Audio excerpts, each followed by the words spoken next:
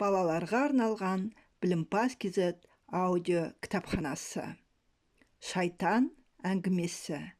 Әңгіме авторы Сейітқұл Оспанов. Ымырт үйірілді. Киіз үйлердің алдарындағы жерошақтарда шалпылдап от жанып жатыр. Ел аяғы басылған. Дала тып-тыныш.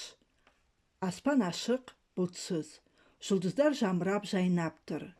Бұлақтың ар жағынан қалың жыңғылдықтан жасырынбақ ойнап жүрген балалардың шіңкілдеген дауыстары естілді. Құлахмет, шық! Сені көріп қалдым. Таптым! Ей, сабыр! Қайдасың?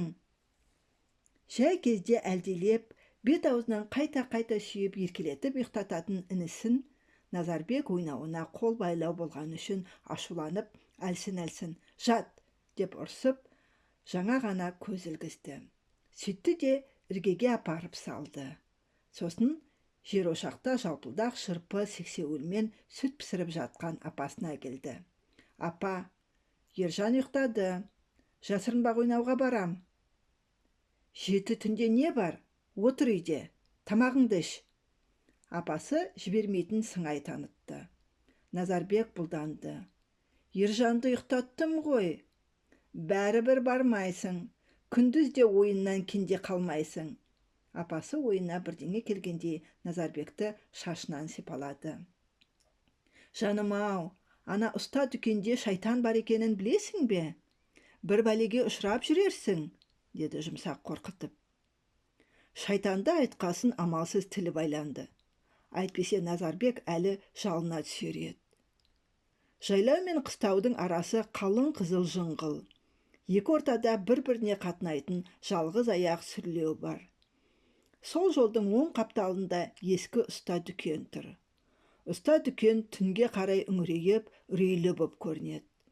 Ауыл ішінің алып қашпа сөзіне қарағанда, онда шайтан бар. Мұны айтатын көбіне қарттар. Тіпті кейбіреулері өз көздерімен көріпті де. Бірде қартпай ұста дүкеннің қасынан өтіп бара жатса, тас қараңғы терезеден от жарқ ете қалыпты. Жұрт әр саққа жүгіртеді. Біреу басында сиырдың қарағайдай мүйізі, иегінде ешкінің аппақ шуда сақалы, аяғында аттың тұяғы бар бір мақұлық ат көріпті. Міне, мұның бәріне ауылдың балалары құдайдай сенеді. Өз атаң, өз әке-шешең айтып отырса сенбей көр. Әрине сенесің. Содан болар, балалар кешке қарата ұста дүкеннің қасымен жүруге жүрексінеді. Батыр, ақкөз деген егінбай сықылдылар да аяғын аттап баспайды. Шайтан шыға келсе, шаруалары бітті емес пе? Осыны енді Назарбектің апасы да айтып отыр. Амал жоқ. Назарбек қыңқылын доғарды. Інісін үбіжек келе жатыр деп қорқытып ұйықтататын еді. Енді апасы қайдағы бір шайтанмен үрейлендіріп үйден шығармай қойды. Алдан соң жасырынбақ ойнап жүрген балалар тарқады. Жайлау шырт ұйқыға кетті. Тәтті тыныштықты тек бұлақ басына иірілген қойлардың оқтын-оқтын маңырап, текелердің бақылдағаны, құрақ арасынан құрбақалардың құрылдағаны, шегірткенің шырылы ғана бұзып тұрды. Назарбек те жатты. Ертеңіне кешкісін білте шамның мөржесі сынып қалып, апасы Назарбекті қыстаудағы тамнан мөрже әкелуге жұмсады. Мұнысы қалай?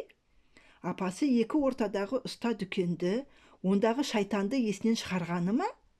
Кеше ғана өзі айтты емес пе?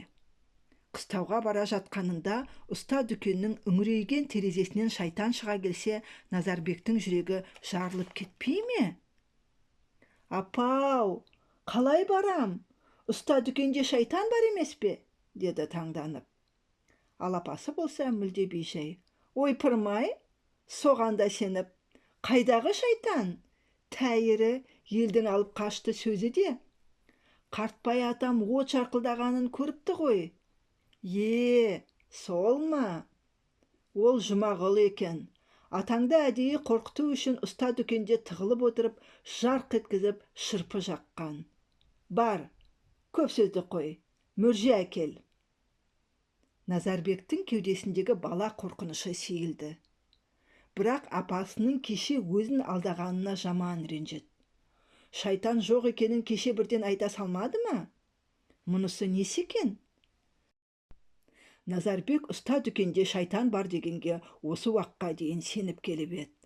Шайтан деген беймәлім құбыжықтан іштей қорқып жүретін.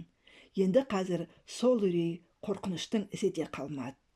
Көңілі кеңіп сала берді. Кеудесінде сығылысып тұрған қажетсіз көп заттың біреуі алынып тасталған секілді.